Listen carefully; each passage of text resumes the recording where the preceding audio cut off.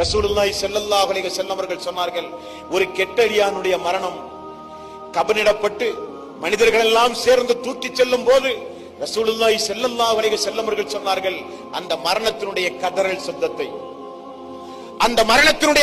சப்தத்தை நபிகள் நாயகம் ஸல்லல்லாஹு அலைஹி வஸல்லம் அவர்கள் சொன்னார்கள், என்னை எங்கே கொண்டு போய் அடக்குகிறீர்கள், தாமதப்படுத்துங்கள், என்னை கொண்டு போய் அடக்காதீர்கள் என்று தீய மரணம் கதறுகிற சப்தம் மனித ஜின் இனத்தை தவிர எல்லா உயிர் ஜீவராசிகளும் கேட்கும் என்று ரசூலுல்லாஹி ஸல்லல்லாஹு அலைஹி வஸல்லம் அவர்கள் சொன்னார்களே. இந்த மரணத்திற்காக வேண்டியா உலகத்தில் வாழ்கிறோம் சகோதரர்களே?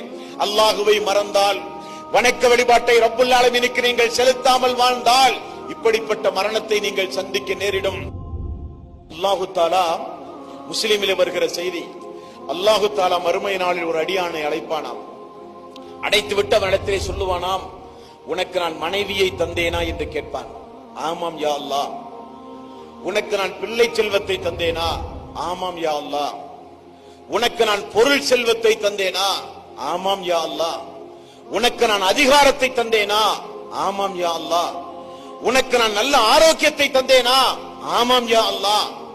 இப்படியெல்லாம் உனக்கு நான் நியமத்துகளை தந்தேனே, இந்த நாளில் என்னை நீ சந்திப்பாய் என்று நீ நம்பி உலகத்தில் வாழ்ந்தாயா என்று அல்லாஹ் திரும்ப ஒரு கேள்வி கேட்கிறான்.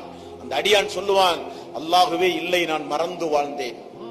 அல்லாஹ் திரும்ப சொல்லுவானாம், எப்படி இந்த நாளையும் என்னையும் நீ மறந்து வாழ்ந்தாயோ அதே போல உன்னை நானும் மறந்து விட்டேன் என்று அல்லாஹ் சொல்லுவானாம். அல்லாஹ் மறுமை நாளில் நம்மை மறந்தால், அல்லாஹ் மறுமை நாளில் நம்மை கைவிட்டால், அல்லாஹ்வுடைய உதவி மறுமை நாளில் நமக்கு இல்லாவிட்டால் நம்முடைய நிலைமை என்னவாகும் சகோதரர்களே, தாய்மார்களே, பெரியோர்களே?